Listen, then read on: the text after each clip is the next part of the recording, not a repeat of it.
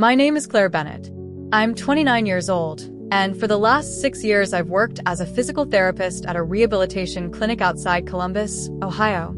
People assume my job is about helping patients walk again. Most days it is. But it has also taught me something else. You notice the smallest changes when you spend your life watching people recover.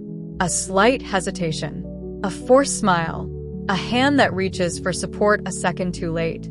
The same habit followed me home, even when I wished it wouldn't. The morning my older sister asked every member of our family to send her $18,000 for our mother's 70th birthday party, I knew something wasn't right. Not because of the amount, because of the way she asked. It wasn't excitement. It wasn't gratitude. It sounded rehearsed. She said every dollar would go toward giving Mom the celebration she had always deserved. 3 weeks later, a single receipt lying on a lawyer's desk proved that almost none of that money had ever been spent on the party. And by the time I understood what that receipt really meant, my family wasn't arguing about a birthday anymore. We were questioning nearly 20 years of trust.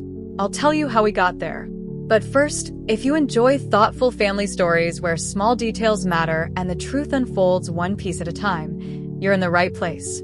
I share stories that remind us how patience often uncovers what anger never can. If that sounds like something you'd enjoy, I hope you'll stay with me until the end. It started almost 4 months before my mother's birthday. At first, nothing seemed unusual. March had arrived with steady rain that left everything looking slightly washed out. The sidewalks outside my apartment stayed damp for days, and the maple tree outside my kitchen window hadn't started budding yet. My mornings rarely changed. Coffee, toast. A quick glance at the day's patient schedule. Then I drove 20 minutes to the clinic, where most conversations began with, "How's the knee today?" Or "Let's see if those stairs feel easier." Predictable routines have a way of making unexpected moments stand out. That Tuesday afternoon, my phone buzzed while I was finishing paperwork. The notification came from our family group chat. My sister, Vanessa, had sent a message. She was 36, owned a small event planning company, and had always been the one who organized every holiday, reunion, and anniversary. If someone needed centerpieces or seating charts, Vanessa already had 3 ideas before anyone else finished asking. Her confidence impressed people. Sometimes it intimidated them. Her message was longer than usual. Mom turned 70 this summer. I've decided we're finally giving her the celebration she's earned. Elegant venue, live music, professional catering, family from everywhere. I've calculated the budget carefully. Everyone needs to contribute $18,000 by the end of the month so I can secure everything. I read it twice, then a third time. Someone immediately replied with a laughing emoji. Vanessa answered almost instantly. "I'm serious." The chat fell silent. I remember staring at my cooling coffee, trying to understand whether I'd misunderstood the number. $18,000 per person. Even for our family, that wasn't a contribution. It was life savings. A few minutes later, my younger cousin typed, "Is that supposed to be $1,800?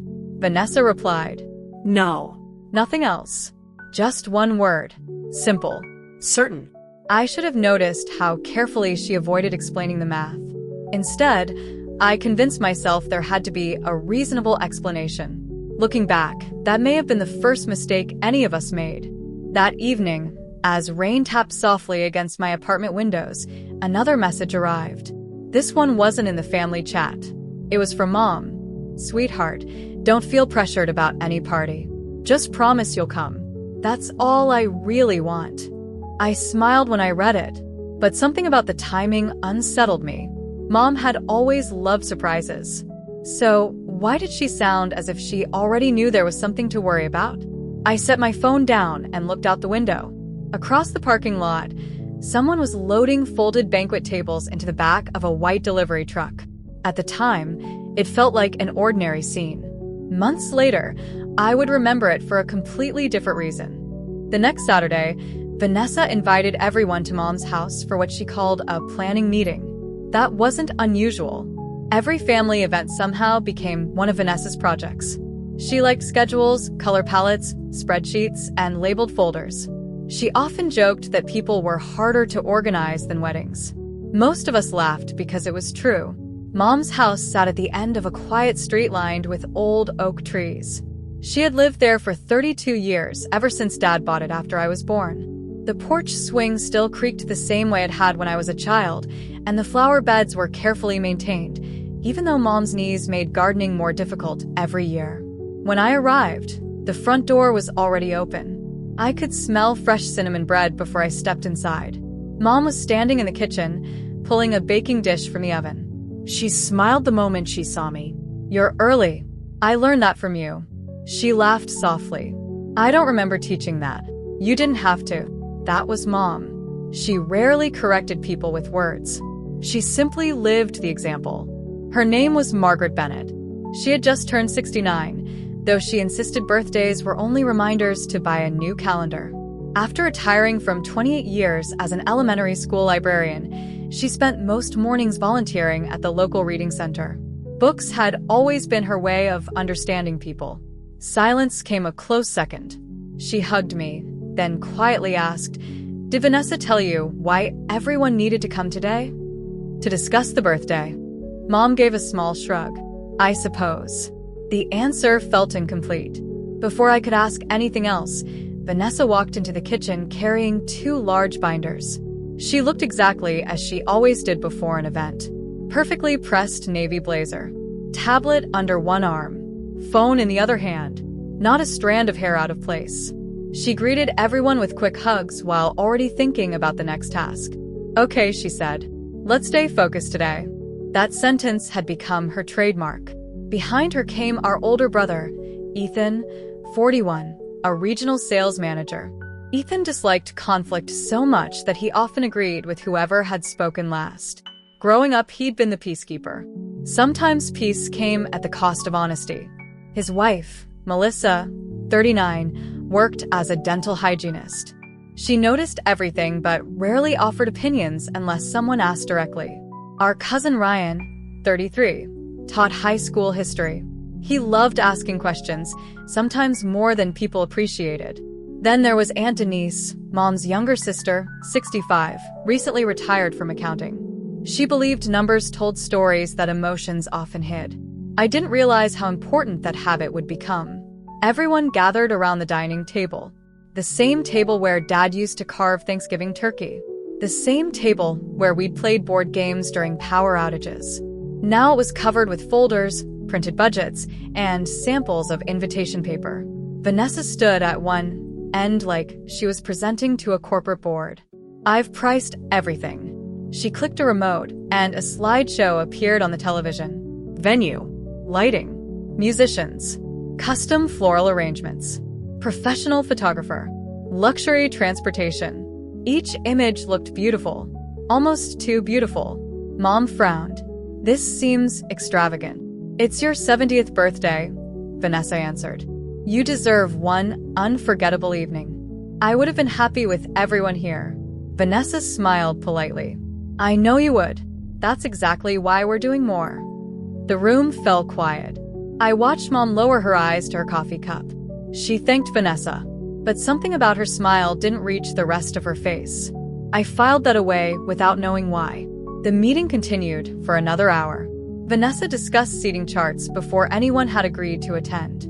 She talked about imported flowers, designer table settings, premium catering. She answered every question with another prepared document. Everything appeared organized. Too organized. When Ryan casually asked which venue she'd reserved, Vanessa didn't answer immediately. "I'm still finalizing contracts." "What places are you considering?" "I have several options." She moved to the next slide before anyone could ask another question. I noticed Aunt Denise glance toward me. She'd noticed the dodge too. After lunch, everyone drifted into smaller conversations. I helped Mom rinse dishes while Vanessa took another phone call outside. Mom looked toward the backyard through the kitchen window. "I hope she's not wearing herself out." "Vanessa?" "She always feels responsible for everyone." I dried another plate. "Did you ask for a big party?" Mom looked genuinely surprised. "No." She paused for a moment. "I actually asked her not to spend much." That answer stayed with me all afternoon. As I was leaving, Vanessa stopped me near the driveway. Claire. Yeah. The transfer deadline is Friday. I saw the message. I need everyone's contribution before I can confirm bookings. I nodded slowly. Will we get a detailed budget? Her smile remained exactly the same. I'll send one. She never did. Driving home, I couldn't explain why the conversation bothered me. Nothing she had said was openly suspicious, but almost every direct question had received an indirect answer. At the time, I told myself I was overthinking it. Then, on Monday morning, an unexpected phone call from Mom made that explanation much harder to believe. Monday mornings were usually my busiest. By 8 o'clock, the rehabilitation gym echoed with the sounds I knew by heart. Rubber soles against polished floors, resistance bands stretching, quiet encouragement from therapists, and the occasional laugh when someone managed a movement they couldn't do the week before. Progress was often measured in inches. That had made me patient. Or, at least I believed it had. I had just finished helping an elderly patient complete a difficult set of balance exercises when my phone vibrated in my locker. 3 missed calls. All from Mom. She almost never called during my workday. When I returned the call, she answered on the first ring. I'm sorry, she said immediately. I forgot you were working. It's okay. Is everything all right? There was a pause. I just wanted to ask you something. Of course. Did Vanessa ask you for your banking information? I stopped walking. My banking information? She said collecting everyone's account details would make refunds easier if plans changed. I frowned. Refunds? That's what she told me. No, she hasn't asked me. Another silence. I thought maybe she'd explained it differently to you. Mom, why would she need everyone's account information? I don't know. Her voice sounded uncertain, almost embarrassed for bringing it up. I probably misunderstood. You don't usually misunderstand things. She gave a soft laugh that didn't sound convincing. I suppose not. Before hanging up, she said something that lingered with me the rest of the day. Don't mention this to your sister. I don't want her to think I'm questioning her. After work, I sat in my car for several minutes before driving home. People rarely ask for financial information unless they have a specific reason. Vanessa had always handled event payments herself. She collected checks. She accepted electronic transfers. She never needed anyone's full banking details. The request didn't fit the pattern. I should have noticed sooner. That evening, I opened the family group chat again. New messages had appeared throughout the day. Ethan had already transferred his contribution. Melissa confirmed theirs had gone through. Ryan said he needed another week. Vanessa replied within seconds. Please don't delay. Deposits are due immediately. There it was again. Deposits. Plural. No venue names. No vendors. No invoices. Just urgency. I scrolled upward, then back down. Reading the conversation a second time felt different. Questions disappeared without answers. Concerns received reassurance instead of explanations. Every message gently pushed everyone toward the same conclusion. Send the money. Ask questions later. That evening I called Aunt Denise. She answered on the second ring. I was wondering when you'd call. You noticed something too. I've balanced books for 40 years, she said. When someone explains every expense except the actual numbers, I pay attention. I smiled despite myself. So, I'm not imagining it. No. She lowered her voice. I asked Vanessa for vendor estimates yesterday. And she said she'd email them. Did she? No. We both sat quietly for a moment. Finally, she asked, have you sent your contribution? Not yet. Neither have I. I looked toward the kitchen counter where my own bills were stacked beside an unopened grocery receipt. The amount Vanessa wanted represented almost everything I'd managed to save over the last 3 years. Not impossible, but significant. I feel guilty waiting, I admitted. Why? Because it's Mom. Denise answered gently. No, Claire. It's because Vanessa knows exactly which reason makes people stop asking questions. Her words stayed with me long after we ended the call. A few days later, another family message arrived. Vanessa announced she had found the perfect venue. Everyone reacted with heart emojis. Congratulations. Excitement. She attached 3 elegant photographs. Crystal chandeliers, tall windows, round tables dressed in white linen. It looked expensive, beautiful even, but something caught my attention. The photos looked empty. No staff, No guests.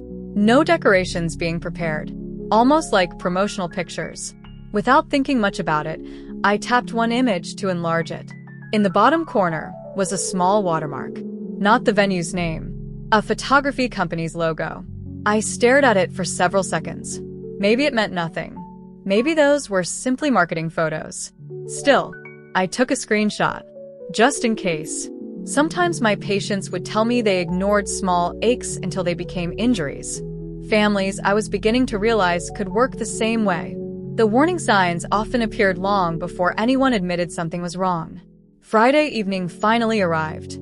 The payment deadline. My phone rang exactly at 6. Vanessa. I let it ring twice before answering. Hi. Claire, I haven't received your transfer. I know. I really need it tonight. I just have a couple of questions. Her tone changed almost instantly. What questions? I'd like the venue contract and the itemized budget before sending $18,000. The silence that followed lasted only a few seconds, but it felt much longer. When Vanessa finally spoke, her voice was calm, almost too calm. You don't trust me? It wasn't the answer I'd expected. And, somehow, it worried me even more. I didn't say that. I kept my voice steady. Years of working with patients had taught me that people often revealed more in silence than in arguments. If I sounded defensive, the conversation would become about my tone instead of my question. Vanessa sighed. I've spent months planning this. Do you know how insulting it feels to have my own sister question my integrity? I'm asking for the same information anyone would ask before transferring that much money. You've never asked me for receipts before. We've never talked about $18,000 before. Another pause. When she finally answered, her voice softened. Claire, this is for Mom. I know. Then why are you making this difficult? The conversation ended a few minutes later, without either of us raising our voices. She promised to send the documents that evening. She never did. Saturday arrived with clear skies and unusually cool weather for early summer. Mom insisted on hosting lunch, even though everyone told her she didn't need to cook. I like having something to do while people visit, she said. That was true. She believed a kitchen felt warmer when someone was busy in it. By noon, the dining room smelled like roasted chicken, fresh herbs, and homemade rolls. The familiar smells made everything feel normal. Almost. Vanessa arrived carrying a leather portfolio and a bouquet of white lilies. She kissed Mom on the cheek. For the birthday girl. Mom laughed. My birthday isn't for another 3 months. I like planning ahead. No one argued with that. It was who Vanessa had always been. Lunch began comfortably enough. Ryan told stories about one of his students accidentally submitting a history essay about the wrong president. Melissa laughed so hard she nearly spilled her iced tea. Even Ethan looked relaxed. For a little while, I wondered if I had imagined the tension. Then Vanessa placed her fork down. I need everyone's final payment by Monday. The room became quiet. Ryan looked up first. I thought Friday was the deadline. I extended it. Why? I needed to adjust a few reservations. Aunt Denise dabbed her napkin against her lips before speaking. Which reservations?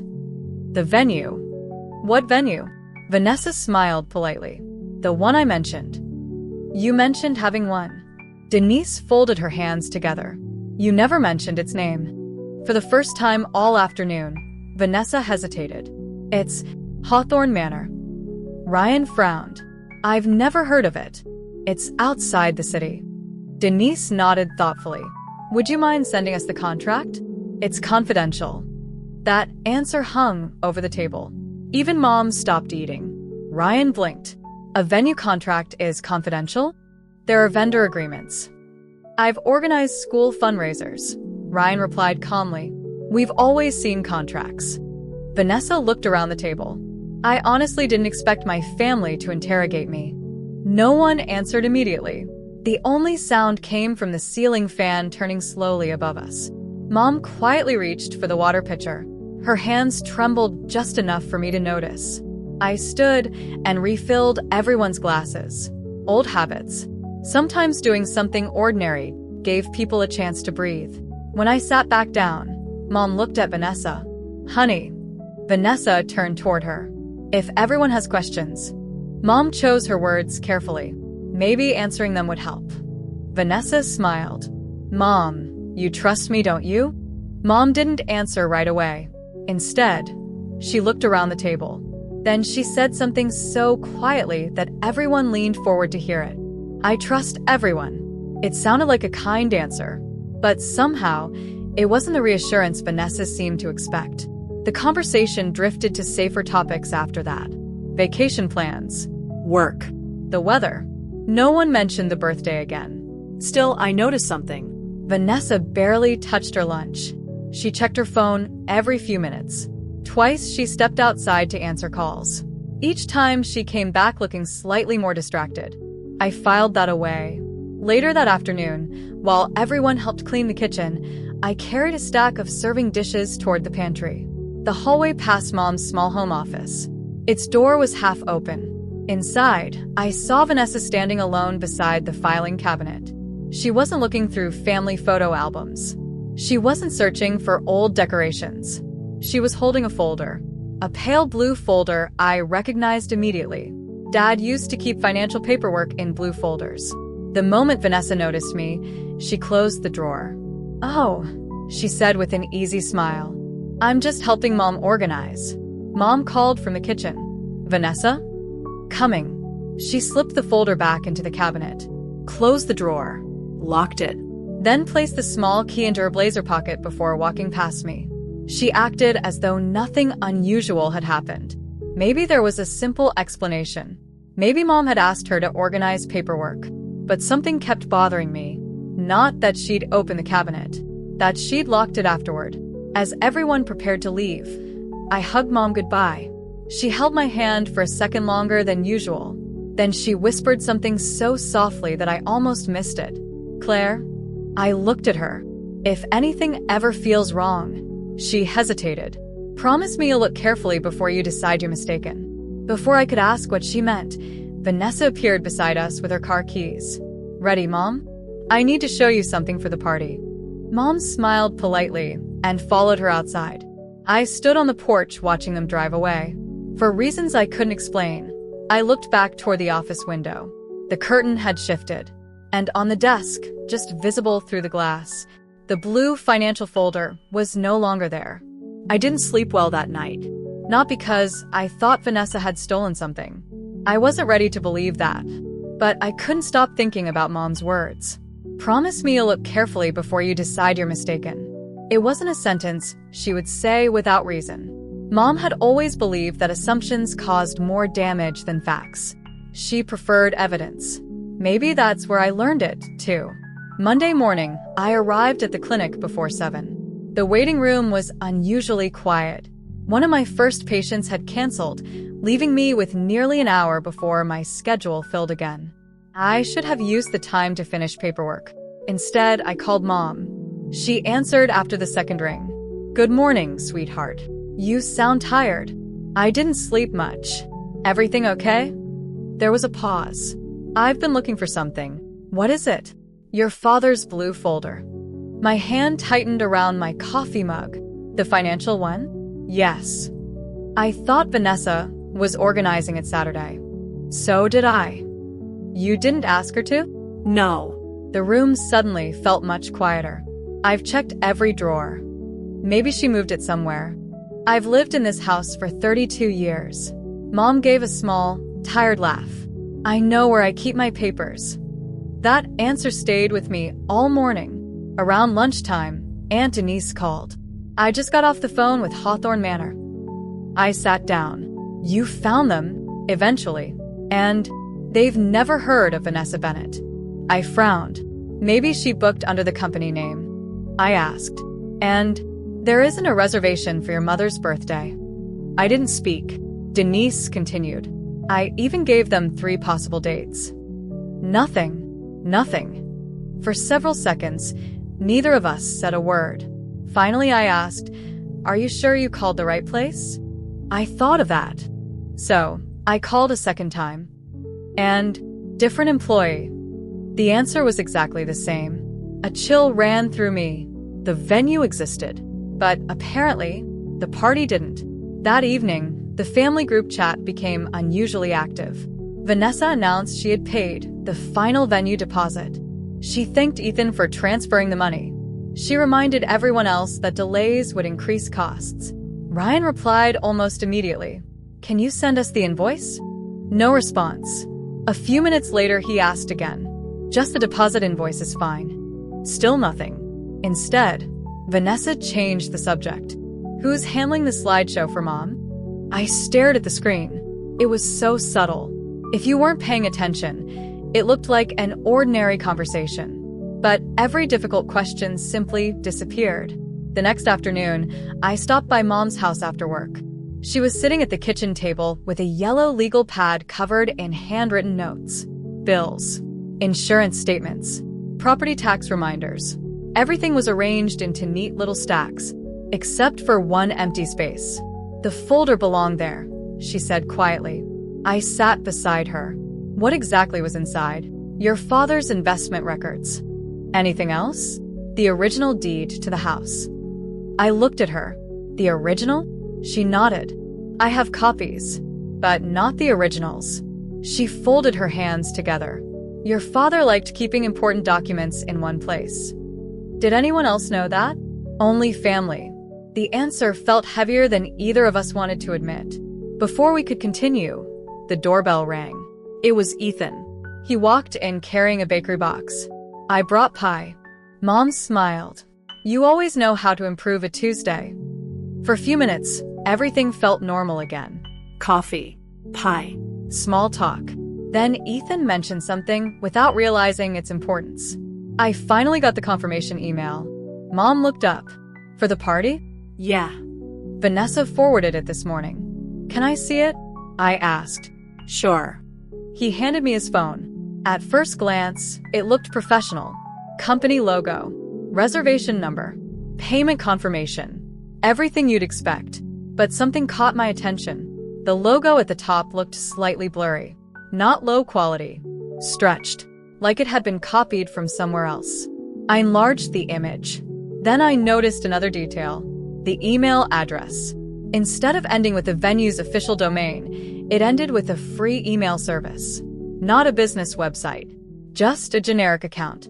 "Ethan," I asked carefully, "did you notice this?" "What?" "The sender." He looked. "Oh, I guess I didn't." Did Vanessa explain why the venue uses a personal email? No. He shrugged. I assumed smaller places did things differently. Maybe. Or maybe people see what they expect to see. Before I could think it through, Mom quietly stood. "I'm going to make more coffee." As she carried the empty mugs toward the sink, I noticed something tucked beneath the legal pad. An envelope. Cream-colored. Addressed in neat handwriting. From a law office. I wasn't trying to read it, but one word was impossible to miss. Estate. Mom saw where I was looking. Without saying anything, she placed her hand gently over the envelope. Then she looked at me. "We'll talk about this." When? She took a slow breath. "After the birthday." I wanted to ask why. Instead, I nodded. Sometimes people aren't keeping secrets because they're hiding the truth. Sometimes they're trying to protect it until they understand it themselves. I believed that. At least until the following morning, when an unfamiliar man walked into my rehabilitation clinic, asked for me by name, and quietly said, "I think your family is about to lose something that legally belongs to your mother." The receptionist walked over while I was updating a patient's treatment notes. "Claire?" I looked up. "There's someone asking for you. Does he have an appointment?" She shook her head. "He says it's personal." Normally, I wouldn't meet someone during work unless it was an emergency. But something about her expression made me step into the hallway. A man in his early 60s stood near the reception desk. He wore a gray sport coat despite the summer heat and carried a worn leather briefcase. His posture was straight, but his eyes suggested he hadn't slept much. "I'm Claire Bennett?" I asked more than stated. He nodded politely. "You are." I'm Harold Mercer. I'm a retired title examiner. That wasn't the introduction I expected. I'm sorry, have we met? No. He hesitated. But I knew your father. The words caught me off guard. My father had passed away almost 9 years earlier. I only need a few minutes, Harold said. If now isn't a good time, I'll leave. I glanced at the clock. My next patient wasn't due for another 15 minutes. We stepped into the small consultation room, usually reserved for private family meetings. Harold didn't sit immediately. Instead, he carefully opened his briefcase and removed a thin folder. I've been debating whether to contact you for weeks. Why me? Because every time I tried reaching your mother, someone else answered. I frowned. Someone else. Your sister. The room suddenly felt smaller. Harold continued. Your mother called my office about 2 months ago asking for copies of some old property records. I remember she mentioned organizing paperwork. I prepared everything. He paused. But she never came. What happened? I received another call the next day. From Mom? No. From your sister. My stomach tightened. What did she say?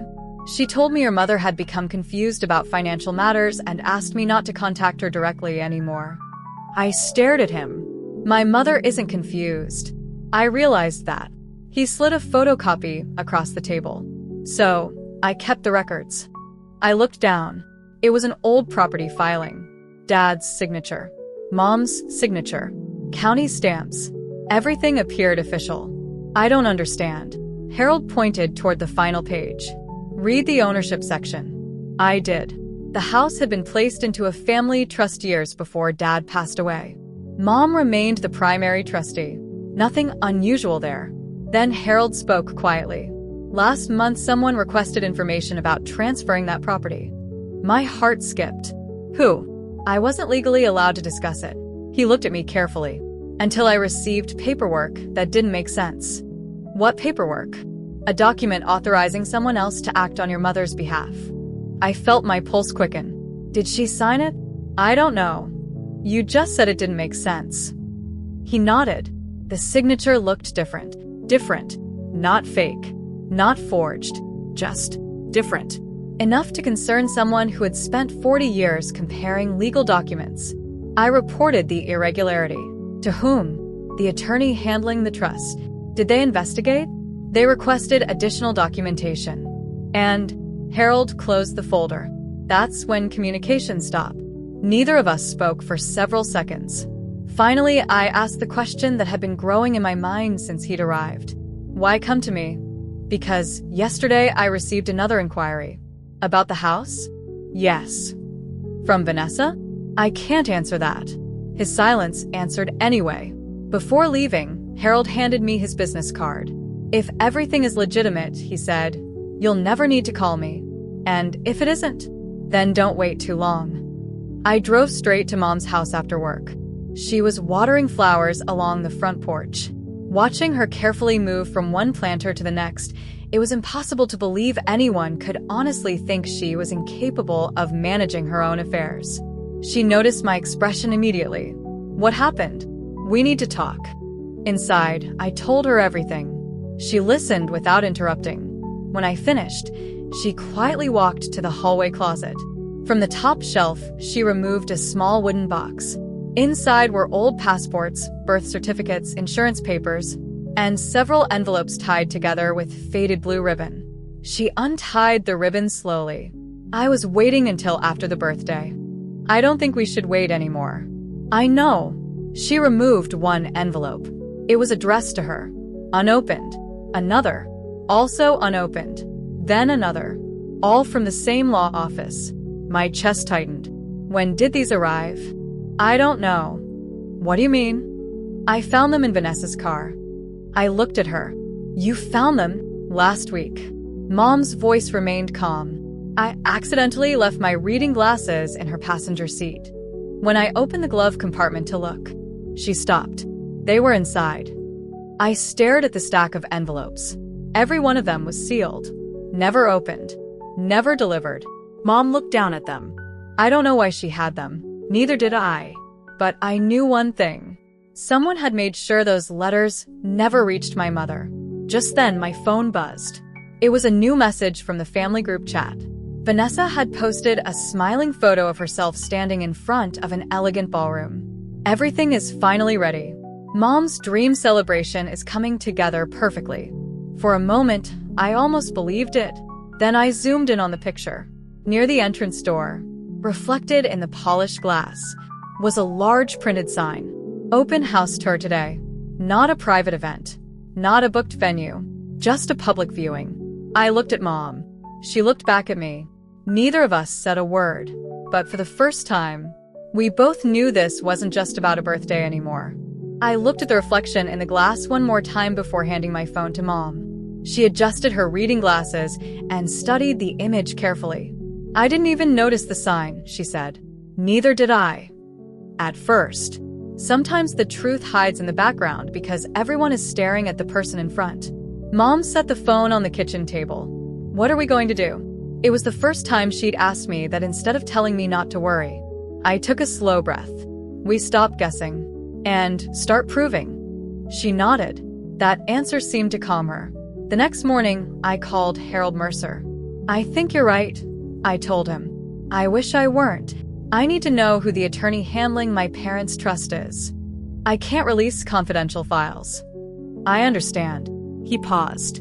But if your mother contacts the attorney herself, they can verify everything. Within an hour, Mom and I were sitting in the office of Rachel Donovan, the estate attorney whose name appeared on the unopened envelopes. Rachel was 54, precise in her words, and had the habit of reading every page twice before speaking.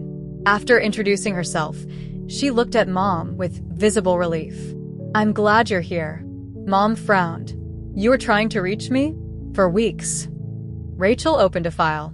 I became concerned when every letter we mailed was returned through someone else. I never received them. I know. Rachel looked toward me briefly before continuing.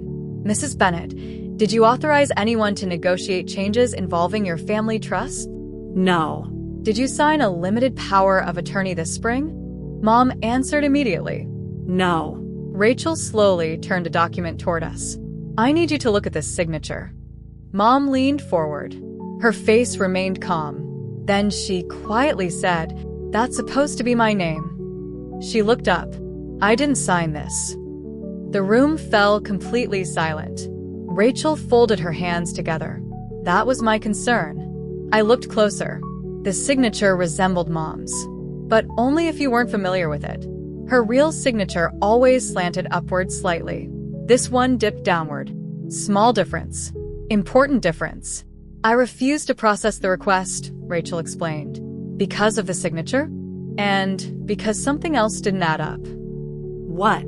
The request claimed Mrs. Bennett was medically unable to manage her financial affairs. Mom blinked. I've never been declared incompetent. There were no medical records supporting the claim. Rachel slid another page across the desk. So, I requested documentation. I looked at the sender's information. The request had come through a financial consulting company, one I'd never heard of. Rachel continued. No additional records were ever provided. Instead, communication stopped. Outside the office, Mom sat quietly on a bench beneath a large maple tree. Traffic passed in the distance. Neither of us spoke for several minutes. Finally, she asked, Do you think Vanessa did this? I answered honestly. I don't know. And I don't want to accuse her until we do. Mom nodded. Your father always said evidence first. He was right. That afternoon, Ryan called. I found something. What? I looked up the consulting company. And it dissolved 8 months ago. What? It no longer exists. Then how? It gets stranger. He lowered his voice. The mailing address belongs to a mailbox rental store. Not an office. Not a business building. Just rented mailboxes. Every answer seemed to create 2 more questions. That evening, Ethan unexpectedly showed up at my apartment. He looked exhausted. I think I made a mistake. I invited him inside. He sat at the kitchen table without removing his jacket. I asked Vanessa for the final invoices again. What did she say? She got angry. About invoices? She said family shouldn't treat family like strangers. I poured him coffee. He stared into the cup before speaking again. Claire, I transferred the money because I trusted her. I know. I never actually saw where it went. He looked genuinely ashamed. I should have asked. I remembered something Rachel had said. The request involved financial records. A thought crossed my mind. Ethan. Yeah. How did you send the money? Wire transfer. To Vanessa? No. He frowned. To an account she emailed me. Do you still have that email? I think so. He searched through his phone. A minute later, he handed it to me. There it was. Routing number. Account holder. I froze. The account wasn't in Vanessa's name. It belonged to a company. Summit Legacy Consulting, LLC. The same name Rachel had shown us earlier. I looked at Ethan. You never noticed this? I assumed it was part of her event business. It wasn't. His face lost color. Oh, that single word carried more regret than a speech ever could. The following morning, Aunt Denise joined us at Mom's house. We spread everything across the dining room table. The fake authorization, the unopened attorney letters, the wire transfer confirmation, screenshots of the venue photo, notes from Harold, Rachel's business card, every clue we'd collected over the past several weeks. Individually, each one raised questions. Together, they formed a pattern. Denise adjusted her glasses. This wasn't random. No, I agreed. It was organized. Mom quietly folded her hands. I keep thinking about your father. We all looked at her. He used to tell the three of you something. She smiled sadly. When money moves in secret, follow the paperwork. Almost on cue, the doorbell rang. Ryan walked in carrying his laptop. I have one more thing. He placed it on the table and turned the screen toward us.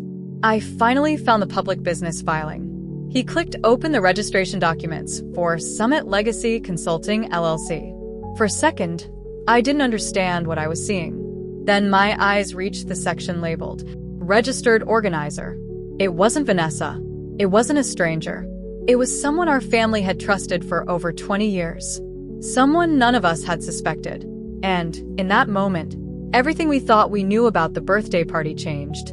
For several seconds, no one spoke. Ryan slowly rotated the laptop, so all of us could see the screen. The registered organizer was listed as Michael Avery. The name settled over the room in complete silence. Mom leaned forward. No. Her voice was barely above a whisper. It can't be. Michael Avery had been my father's accountant for nearly 25 years. After Dad passed away, he continued preparing Mom's taxes every spring. He attended Christmas dinners more than once. He knew our birthdays. He had even spoken at Dad's memorial service. If there was one person outside our family we trusted with financial matters, it was Michael. I checked the state records twice, Ryan said quietly. It's definitely him. Aunt Denise adjusted her glasses and read the filing herself. The registration is genuine. Mom sat back in her chair. I don't understand. Neither did I. If Michael had organized the company, why had Vanessa been collecting the money? And why would an accountant be involved in planning a birthday party? The pieces finally fit together, just not in the way I'd expected. Rachel Donovan called less than an hour later. I've received another request regarding your trust. When? This morning. From whom? I can't discuss details over the phone. Can we come in? Please. Her answer came so quickly that it sounded less like an invitation and more like a warning. By mid-afternoon, the five of us were back in Rachel's office. She closed the conference room door before speaking. I need everyone here to understand something. Her tone was calm. This is no longer simply a family disagreement. She opened a folder and placed several documents on the table. The latest request asked us to recognize a new financial representative for Mrs. Bennett. Mom looked directly at Rachel. I never approved anyone. I know. Rachel slid another page toward us. The supporting paperwork included this. It was a letter. Typed. Signed. Claiming that Mom had begun experiencing memory problems and needed assistance managing significant financial decisions. I watched Mom read every line. When she reached the signature at the bottom, she slowly looked up. That's Dr. Patel's name. My physician. Rachel nodded. Yes. Mom frowned. He didn't write this. How do you know? Because she reached into her purse and removed a folded appointment summary from the previous month. My doctor retired last winter. Everyone looked at one another. Rachel compared the two papers. The physician named here couldn't have signed this. No. Mom answered quietly. He hasn't practiced in months. Another document. Another inconsistency. Another crack in the story. Rachel folded her hands. I contacted Dr. Patel's former office. And I asked. They confirmed they never issued this letter. No one reacted immediately. There wasn't much left to say. The evidence was beginning to speak for itself.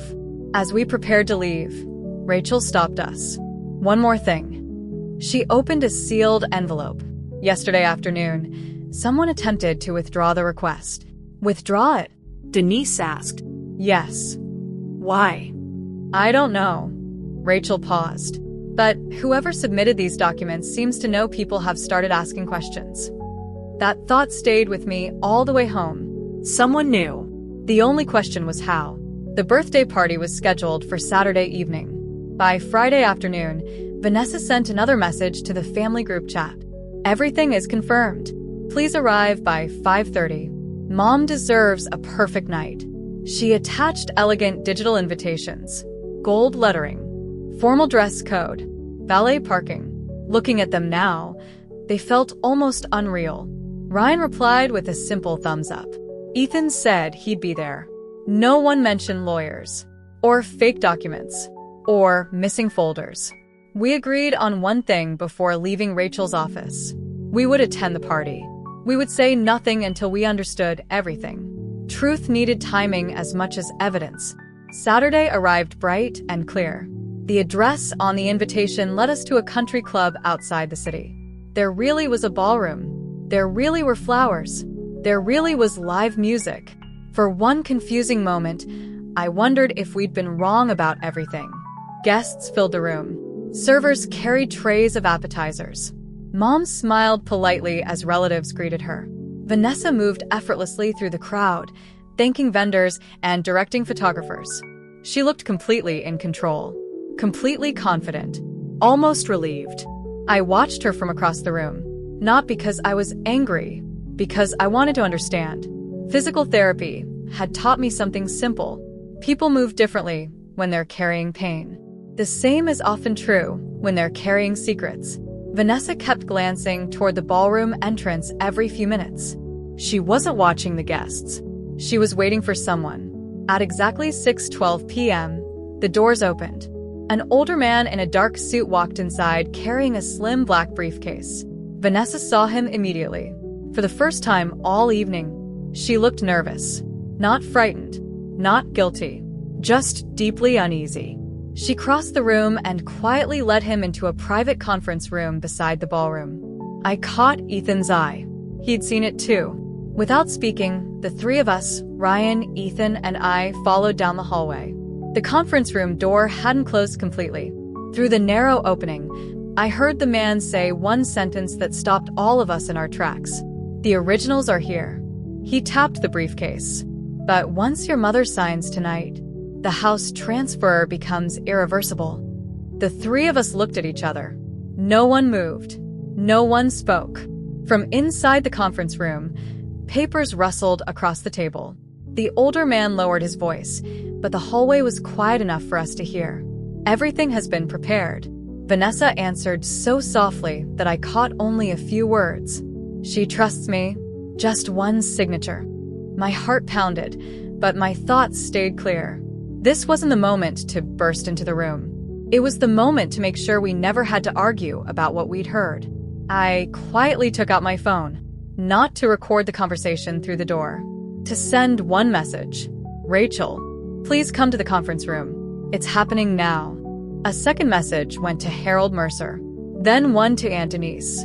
Finally, I texted Mom. Please stay in the ballroom until I come get you. She replied almost immediately. Okay. Nothing more. She trusted me. I wasn't going to waste that trust. A few minutes later, the conference room door opened. The older man stepped into the hallway carrying the black briefcase. He nearly walked into us. For a split second, surprise crossed his face. Then he smiled politely. "Can I help you?" Before any of us answered, Vanessa came out behind him. "Claire?" Her smile appeared almost instantly. "What are you doing back here?" "I could ask you the same thing. We're discussing payment with one of the vendors." Ryan glanced at the briefcase. "What kind of vendor carries legal folders?" Vanessa's smile tightened. "Administrative paperwork. For flowers?" No answer. The hallway fell quiet.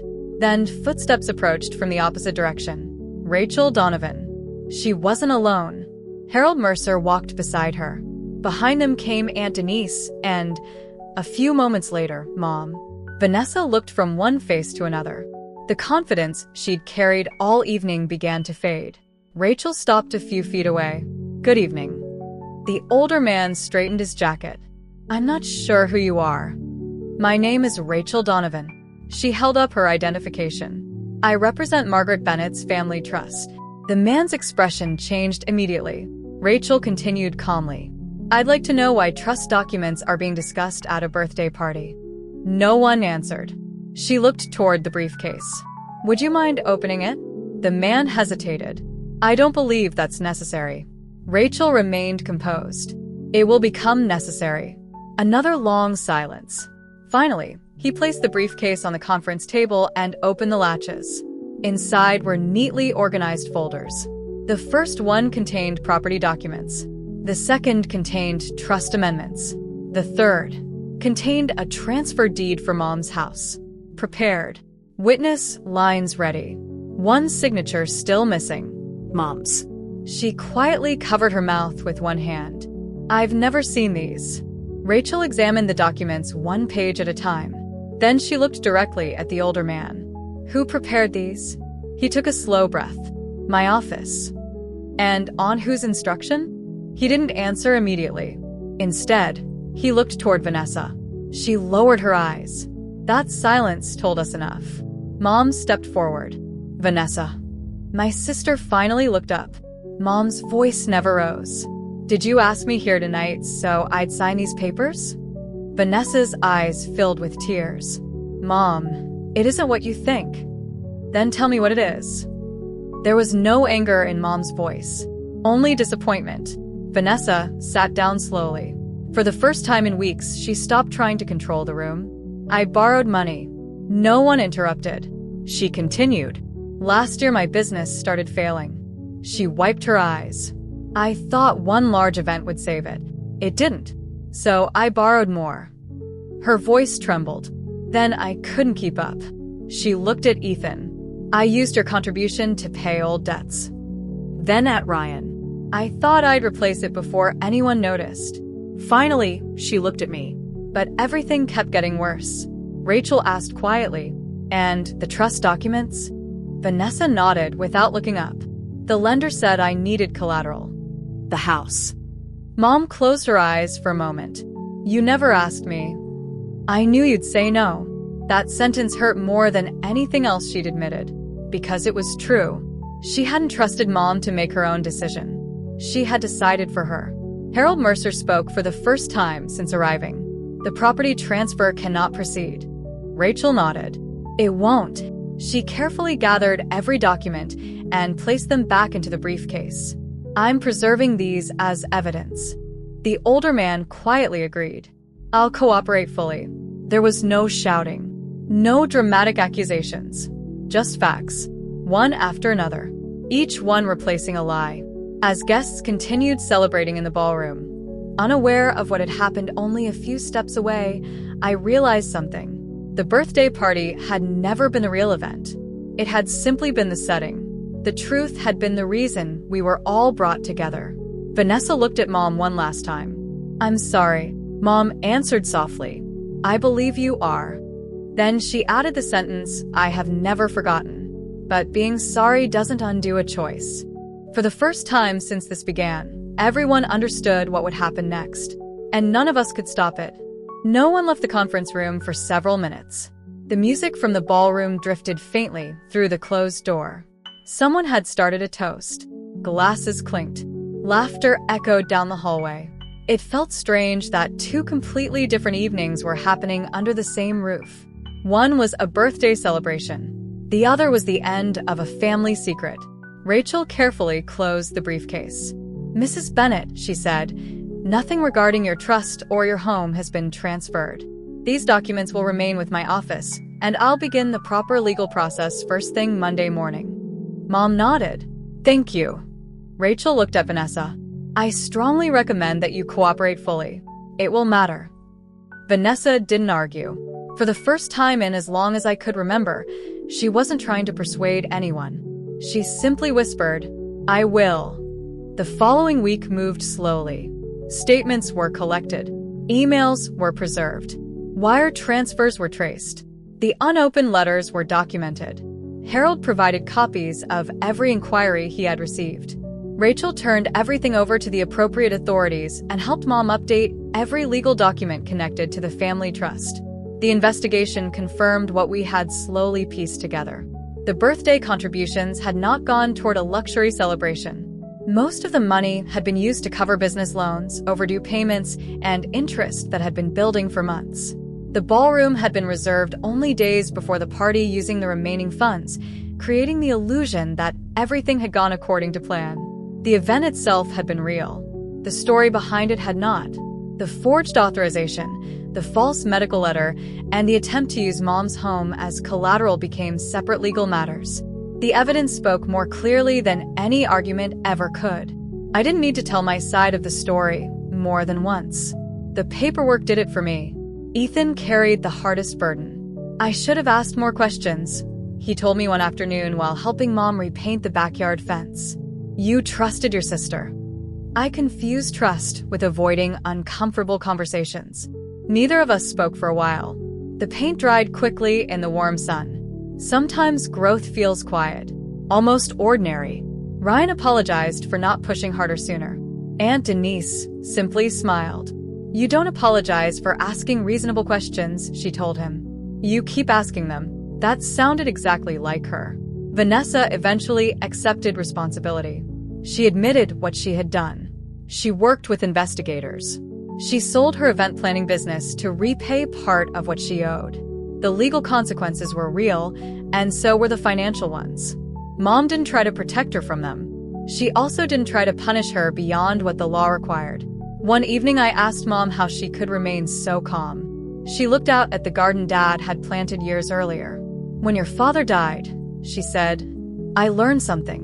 "What was that?" "Love doesn't disappear because someone disappoints you." She gently pulled a weed from the flower bed. "But trust has to grow back the same way gardens do. Slowly."